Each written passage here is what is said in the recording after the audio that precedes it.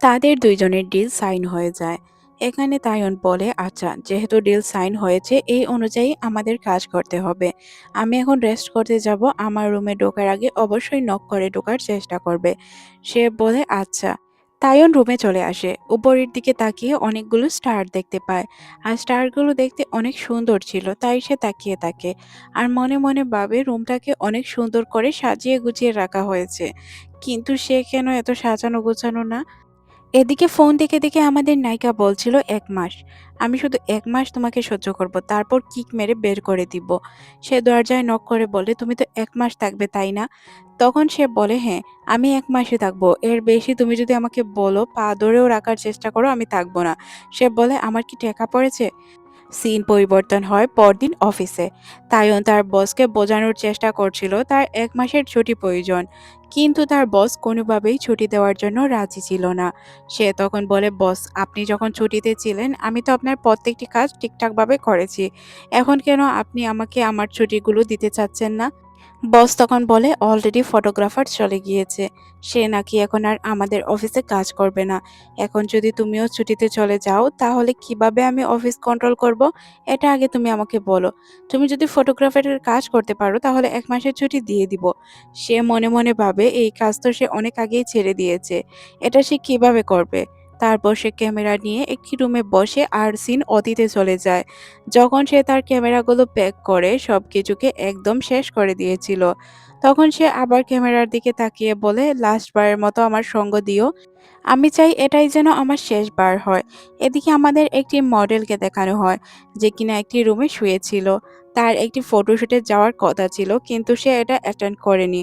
তখন তার ম্যানেজার তাকে জানায় যে আসলে আমি একা কাজ করে বোর হয়ে যাচ্ছি, আপনার প্রয়োজন অন্য একজনকে সেট করা। তখন সে বলে, না তুমি আছো না, তোমাকে দিয়েই হবে। ম্যানেজার বলে, আমি সবকিছু একা কিভাবে ম্যানেজ করব বলেন? আর আপনি যেই ফটোশুটটি করেননি এটা করলে অনেক বেশি ভালো হতো। তখন সে এইসব কথায় পাত্তা না দিয়ে বলে অন্য একটি রুম খোঁজার জন্য, যেই রুমে তার ঘুম আসতে দেরি হবে। এই রুমে তার খুব সহজেই ঘুম চলে আসে। সিন পরিবর্তন হয়, আমাদের তাইয়ুনকে দেখানো হয় যে কিনা একটি রুমে ছিল।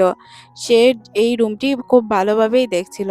ম্যানেজার তখন আসে আর বলে, রুমটা অনেক সুন্দর তাই না? এই টাইপের রুমই আমার বস খুঁজছিল। তারপর আমাদের তাইয়ুনকে দেখানো হয় যে কিনা তার সাথে পরিচিত হয়। তার কার্ড দিয়ে বলে, আপনি চাইলে জয়েন করতে পারেন। এদিকে আমাদের নায়িকাকে দেখানো হয় যে কিনা ফোন দেখে দেখে কিছু চিরকুট লিখছিল। চিরকুটে এই নিয়মগুলো লিখছিল কিভাবে ২০ মাসের বাচ্চাকে সামলাতে হয়। তারপর সে সবগুলো ফ্রিজে সুন্দর করে লাগিয়ে দেয়, যাতে তার পড়তে সুবিধা হয় আর সে সব কাজ করতে পারে। তারপর সে তাকে বলে, তোমার আঙ্কেলের সাথে ঠিকঠাক ভেবে দেখো। সিন পরিবর্তন হয় তাইয়নের কাছে। তাইয়নের পিকচারগুলো ম্যানেজারের অনেক বেশি ভালো লাগে, তাই সে তাকে ছুটিও দিয়ে দেয় আর তার সাথে কাজ করার কথা বলে। কিন্তু তাইয়ন এইসব বিষয়ে চিন্তাও করতে চাচ্ছিল না, কারণ তার ফটোগ্রাফারের প্রতি মন চলে গিয়েছিল। তারপরও তাকে একটি সুযোগের কথা বলা হয়। অফিস শেষ করে সে বাসায় ছিল, তখনই তাকে আমাদের নায়িকা ডাকে আর বাহিরে নিয়ে গিয়ে কিছু নিয়মগুলো তাকে আবারও দেখায়। নিয়মগুলো দেখে সে অবাক হয়ে যায় আর বলে, এত কিছু আমি পড়তে পারবো না। কিন্তু সে তাকে বলে যে আমাকে সবকিছুর আপডেট দিতে হবে। যখন আমি অফিসে থাকবো তখন তুমি আমার সবকিছুর আপডেট দিবে। বাচ্চা ঠিক আছে কিনা, সে ঠিকঠাকভাবে খাবার খাচ্ছে কিনা, সে কোথায় আছে, কি করছে সবকিছুই আপডেট দিতে হবে। সে কোনো কিছু পাত্তা না দিয়ে এখান থেকে চলে যায়। তখন আমাদের নায়িকা মনে মনে ভাবে, কি করব এই ছেলেকে নিয়ে। সিন পরিবর্তন হয় পরদিন সকালে। সে বাচ্চাকে খাবার খাওয়াচ্ছিল। তখনই তার টাইম হয়ে যায় অফিসের। তাই সে দৌড়ে চলে যায় তায়নের দরজায় আর তাকে নক করে বলে, বাচ্চাকে খাবার খাওয়াও। তখন সে বলে যে, তুমি না বলেছিলে ৯টায় অফিস? সে বলে, ১ ঘন্টা আগে না গেলে আমি কিভাবে অফিসে পৌঁছাবো? ৯টা থেকে ৭টা পর্যন্ত আমার অফিস। তখন তায়ন বলে, তার মানে ৯টা থেকে ৭টা পর্যন্ত তার খেয়াল আমাকেই রাখতে হবে? তখন আমাদের নায়িকা বলে, হ্যাঁ, রাখতে হবে। না হয় তুমি কি করবে বলো? আমাদের ডিলে তো এইসবই ছিল। তুমি কি পড়োনি ঠিকঠাকভাবে? তারপর তাইয়ুন বাচ্চাটিকে সুন্দরভাবে খাবার খাইয়ে দেয়। এদিকে আমাদের নায়িকাকে দেখানো হয় যে কিনা বাসে করে অফিসে যাচ্ছিল। অফিসে পৌঁছে অফিসের পরিবেশ দেখে তার অনেক ভালো লাগে। ফাইনালি সে তার স্বপ্নের জবটি পেয়েছে। যখন সে কার্ডটি হাতে পায় তখন তার স্বপ্ন আরো পূরণ হয়। মনে মনে ভাবে, স্বপ্ন তো পূরণ হলো কিন্তু আপু তুই দেখতে পারলি না। সিন পরিবর্তন হয় তাইয়নের কাছে। সে ঘরে ছিল আর ঘর সুন্দরভাবে ক্লিন করছিল। তার তো পরিষ্কার পরিচ্ছন্নই পছন্দ। মনে মনে ভাবে, এই মেয়ের এত সুন্দর বাসা থাকা সত্ত্বেও সে কেন সোফায় শোয়? এর পিছনে কারণ কি? তারপর সে ফ্রিজের কাছে আসলে সবকিছু দেখতে পায় আর তাকে আপডেট দিতে শুরু করে। যেগুলো সে লিখে রেখেছিল ওই নিয়ম অনুযায়ী সে কাজ করে। তবে সে আজ বাচ্চাটিকে না কথা শেখাচ্ছিল। কিভাবে না করতে হয়, কোন জায়গায় যাবে না, কোন জায়গায় যাবে এইসব। তারপর সে গোসল করতে চলে যায়। গোসলের সময় ঠান্ডা পানি আসতে শুরু করে। হয়তো গিজার নষ্ট হয়েছে। তাই সে মনে মনে ভাবে এটা কোথায় আছে দেখবে আর ঠিক করার চেষ্টা করবে। রুমের ভিতর আসার সাথে সাথেই সে আমাদের নায়িকাকে দেখতে পায়। নায়িকা তাকে দেখে চোখ বন্ধ করে। তারপর তারা দুইজন মিলে এটাকে ঠিক করার চেষ্টা করে। তখন নায়িকা বলে, তুমি কি এটা ঠিক করতে পারো না? নায়ক তখন উত্তর দেয়, আমি কিভাবে ঠিক করব বলো? আমি তো এইসব ইউজ করি না, তোমার থেকে আপডেট জিনিস ইউজ করি। তুমি কিভাবে এই বাসায় থাকো এইসবই তো আমার মাথায় ঢুকছে না। এত ছোট বাসা আর সবকিছু এইভাবে। তখন সে বলে যে আমি কি করব এখন? বাচ্চাকেও তো গোসল করাতে হবে। তখন সে বলে আমার ডিউটি টাইম শেষ। এখন তুমি সবকিছু ম্যানেজ করো। তারপর সে ফোন করে একজন মেকারকে, যে কিনা এটা ঠিক করার জন্য অনেক বেশি টাকা চায়, যার কারণে সে লোকটিকে আসতে নিষেধ করে। এখন সে কি করবে? কিভাবে বাচ্চাকে গোসল করাবে? এখানে তাইয়ুন তো অনেক বেশি খুশি হয়ে যায় আর রুমে চলে যায়। এদিকে আমাদের নায়িকা পানি গরম করার জন্য একটি বড় বোল খুঁজছিল, যার কারণে সে প্রত্যেকটি জায়গা তন্ন তন্ন করে খুঁজছিল। তাইয়ুন এসে তাকে বলে, এত শব্দ করার কি আছে? তখন সে তাকে জানায় পানি গরম করতে হবে বাচ্চাকে গোসল করানোর জন্য। সে কি তাকে সাহায্য করবে? প্রথমে তো সে রাজি হয় না, তারপর সে তাকে সাহায্য করে। তারা দুইজনই বাচ্চাকে গোসল করানোর জন্য তৈরি হয়। গরম পানি নিয়ে তারা বাচ্চাটিকে গোসল করানোর জন্য প্রস্তুত হয়। যখনই তার শরীরে সাবান লাগায় তখন বাচ্চাটি ইচ্ছে করেই তাদের চোখে সাবান ফেলে দেয়। দুইজনের চোখেই সাবান ফেলে দেয়। তারপর তারা দুইজন অনেক কষ্ট করে তাকে গোসল করায়। গোসল করানো শেষ করে একে অপরকে দোষারোপ করছিল। জিয়সু তাইয়ুনকে বলছিল, তুমি যদি ঠিকঠাকভাবে ধরতে পারতে তাহলে এত সময় লাগতো না গোসল করাতে। তারা দুইজনের ঝগড়ার মধ্যে দিয়ে আবারও বাচ্চাটি চলে যায় পানির মধ্যে। সে দৌড়াতে শুরু করে বাচ্চাটির জন্য। ফাইনালি তাকে তারা পানি থেকে ওঠায় আর সুন্দর করে গুছিয়ে রাখে। সিন পরিবর্তন হয় পরদিন সকালে। তাইয়ুন তাকে টেক্সট করেছিল বাচ্চাটির পিকচার আর বলছিল, তোমাদের মধ্যে ডার্টি কে লাগছে তা দেখো, নিজেকে একটু গুছিয়ে রেখো কারণ তুমি গোসল করনি। কিছুক্ষণের মধ্যেই তার কাছে একটি অফিস কলিগ চলে আসে তার সাথে কথা বলার জন্য। তারা দুইজন যখন কথা বলছিল ওই কলিগটি তাকে বলে, তোমাকে দেখে কেন জানি না কাল একটি কাপলের ভিডিও ভাইরাল হয়েছিল তাদের বাচ্চার সাথে। ছেলেটি অনেক সুন্দর করে তার ওয়াইফকে ডার্লিং বলে সম্বোধন করছিল। আর ঠিক তার মতোই কেন জানি না তোমাকে দেখাচ্ছে। আসলে সে বুঝতে পারে যে এটা তার ভিডিওই ছিল। কাল যে তার বাচ্চাটি সবকিছু নষ্ট করছিল আর ওই টাইমে তো তাকেই সে ডার্লিং বলে ডেকেছিল। এই ঘটনাটি তার মনে পড়ে যায়। ভালো হয় যে ওই সময় তার ফেস দেখা যাচ্ছিল না। কিছুক্ষণ পর সে তার বান্ধবীর সাথে ভিডিওটি দেখতে শুরু করে। তার বান্ধবী যখন তাকে বলে যে, "কি এটা তোর ভিডিও? আমি তো ভাবতেই পারিনি। এটা প্রচুর ভাইরাল। আর আমি তো মনে করেছিলাম এটা হয়তো অন্য কেউ।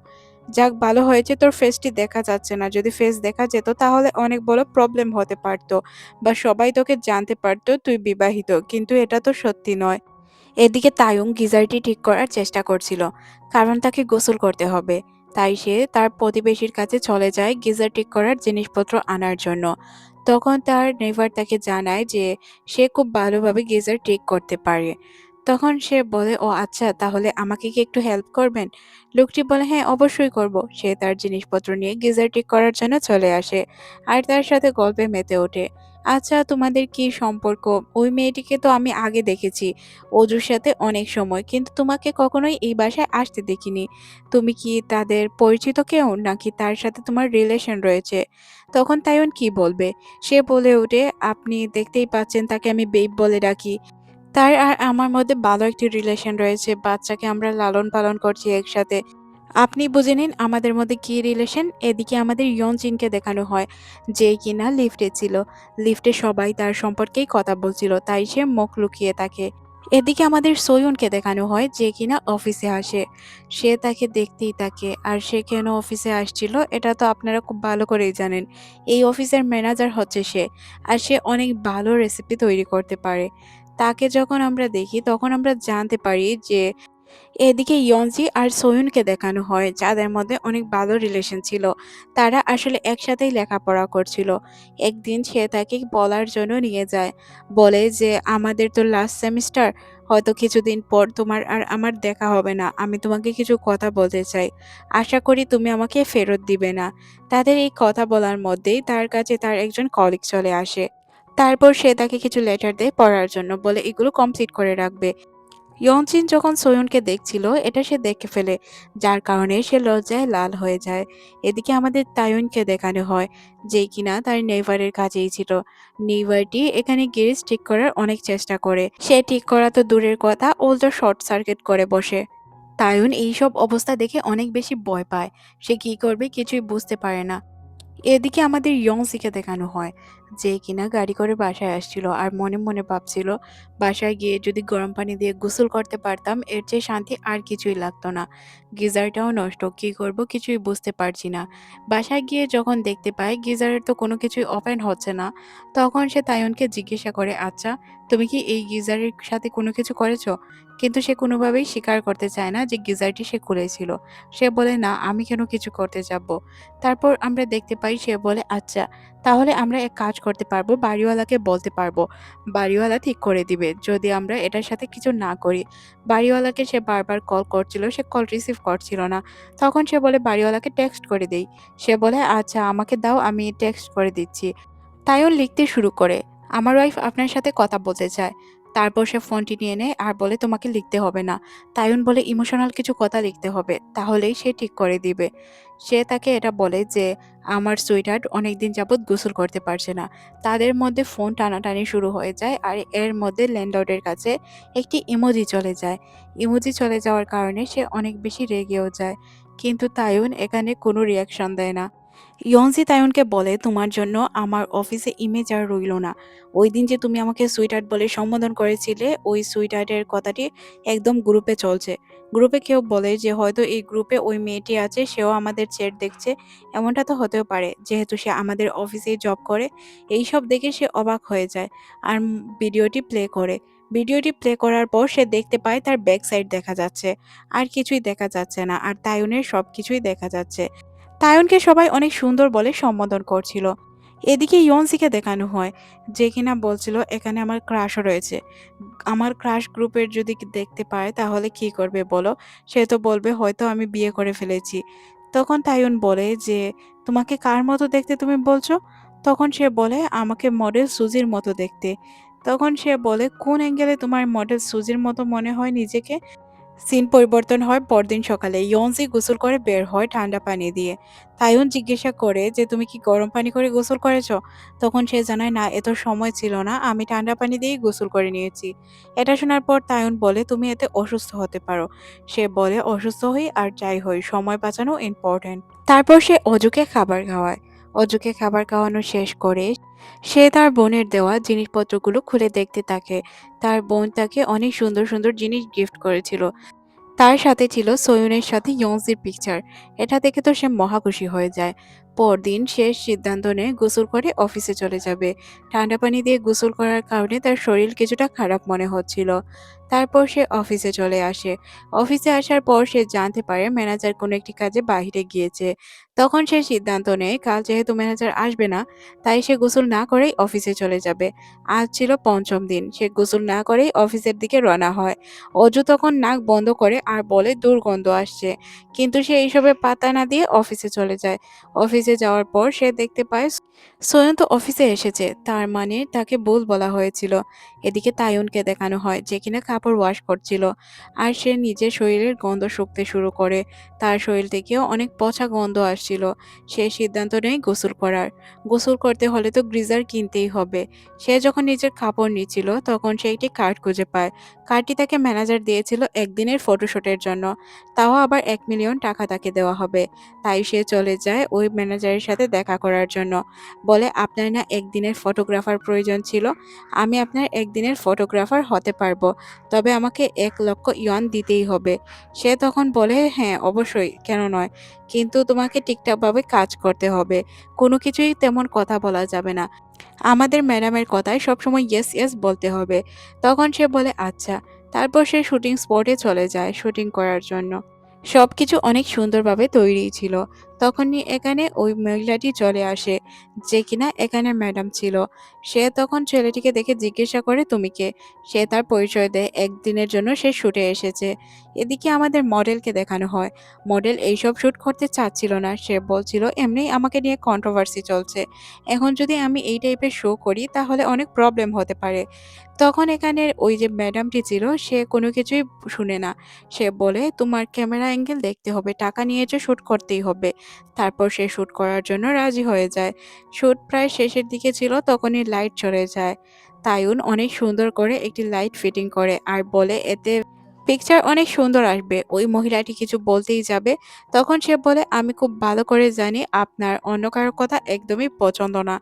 কিন্তু কোনো কিছু করার নেই। আমি একদিনের শুটের জন্য এসেছি। শুটটি ভালো করে না গেলে আমি হয়তো টাকা পাবো না। তাই শুট কমপ্লিট করাই আমার উদ্দেশ্য। তাছাড়া আমার আর কোনো উদ্দেশ্য নেই।" মহিলাটি উল্টো ইমপ্রেস হয়, সে আর কিছুই বলে না। সিন পরিবর্তন হয়, আমাদের মিটিং রুমে দেখানো হয়। এখানে ইয়ঞ্জির মিটিং চলছিল। সে খুব ভালোভাবেই মিটিংটি অ্যাটেন্ড করে। এখানে সে তার মন্তব্য দেয়। তাদের মিটিং যখন শেষ হয়ে যায় তখন তারা সবাই সবার মতো চলে যায়। সে একাই রয়ে যায় কাজের জন্য। সিন পরিবর্তন হয়, আমাদের তাইয়ুনকে দেখানো হয়। তাইয়ুন তার বন্ধুদের সাথে কথা বলছিল। কারণ সে তার বন্ধুদের কাছে এনে রেখে গিয়েছিল অজুকে। এখন সে অজুকে বলে, "চলো বাসায় যাওয়ার জন্য প্রস্তুত হও।" এদিকে তার বন্ধুরা বলে যে একদিনের জন্য সে এখানে কেন কাজে গেল। সে তখন জানায় যে গিজার নষ্ট হয়েছে, এটা ঠিক করার জন্য সে একদিনের কাজে গিয়েছিল। তাছাড়াও এটা ড্রিম ছিল তার। তখন অজু চলে আসে আর তাদের বাসায় যাওয়ার সময় হয়ে যায়। এদিকে ইয়ঞ্জি তার অফিসের কাজ করছিল। অফিসের কাজ শেষ হওয়ার পর সোয়ন তাকে বলে, "চলো আজ তোমাকে আমি বাসায় পৌঁছে দেই।" তখন সে না করে। কিন্তু কিছুক্ষণের মধ্যেই আবার সে রাজি হয়ে যায় বাসায় যাওয়ার জন্য। তাইউন বাসায় আসে আর গিজারটি ঠিক করিয়ে নেয়। গিজার ঠিক করানোর পর সে বাসার দিকে লক্ষ্য করে। প্রত্যেকটি জিনিসপত্র অনেক অগোছালো ছিল, সবকিছু তাকে গোছাতে হবে। কিন্তু সে অজুকে কোথাও খুঁজে পাচ্ছিল না। অজুকে যখন খুঁজে পায় তখন সে দেখতে পায় এখানে তার ছোটবেলার খেলনা ছিল, যেগুলো তার ভাই তাকে গিফট করেছিল। তারপর তার ভাই তার সাথে করে এগুলো নিয়ে এসেছিল। এতদিন যাবৎ তার ভাই সবকিছু যত্ন করে রেখেছে। ইয়ঞ্জি তার বাসায় চলে আসে। সোয়ন তাকে বলে, "অনেকদিন যাবৎ আমাদের দেখা হয়নি। অনেক বছর পর দেখা হলো।" ইয়ঞ্জি বলে, "তোমার কি আমাকে মনে আছে? আমি তো ভাবিনি যে তুমি আমাকে মনে রেখেছো। যদি মনে রাখতেই তাহলে অফিসে কেন কখনো কথা বলোনি?" সোয়ন বলে, "আমি অফিসে কারো সামনে তোমার পরিচয় রিভিল করতে চাইনি। যার কারণে কথা বলিনি। ৭ বছর পর আমাদের দেখা। ওই দিন লাস্ট টাইম আমরা কথা বলার চেষ্টা করেছিলাম। কিন্তু তুমি কথা এভয়েড করে চলে এসেছিলে।" আর সে হাসতে শুরু করে। এখানে আমাদের দেখানো হয় তারা একে অপরকে প্রপোজ করার জন্য এই জায়গাটিতে এসেছিল। যখন তারা প্রপোজ করতেই যাবে তখনই ইয়ঞ্জির ফোনে কল চলে আসে। কল অ্যাটেন্ড করার জন্য সে কিছুটা দূরে যায়। ফিরে এসে বলে তাকে তাড়াতাড়ি যেতে হবে। আর হয়তো তাদের দেখা হবে না। তারপর আমাদের ইয়ঞ্জিকে দেখানো হয় যে কিনা বাসায় ফেরে। বাসায় এসে সে দেখতে পায় বাসার প্রত্যেকটি জিনিস অগোছালো। তখন তাইয়ুন বলে, "আমি সবকিছু গুছিয়ে নিব। কোনো কিছু গোছানোর প্রয়োজন নেই।" তখন সে বলে, "তোমার যেহেতু গোছানোর ছিল আগেই গুছিয়ে নিতে।" সে বলে, "আগে গুছিয়ে নিতাম। আসলে আমি একটু বাহিরে ছিলাম।" তখন সে বলে, "বাহিরে ছিলে? তাহলে অজু কোথায় ছিল?" সে তখন বলে, "অজুকে আমি একজনের কাছে রেখে গিয়েছিলাম।" এটা শুনে সে অনেক বেশি রেগে যায় আর বলে, "আমাদের মধ্যে এমন ডিল তো হয়নি যে তুমি অজুকে অন্য কারো কাছে রেখে যাবে।" সে তখন বলে, "হ্যাঁ, আমাদের মধ্যে এমন ডিল হয়নি।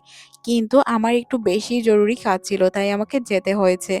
তুমি এতে এত রিঅ্যাক্ট করছো কেন? অজুর তো কিছু হয়নি।" তখন সে বলে, "অজুর কিছু হয়নি। যদি হয়ে যেত তাহলে কি হতো? আমি কি জবাব দিতাম আপু এবং দুলাভাইকে? বাচ্চাটিকে আমরা কি দেখাশোনা করতে পারিনি?"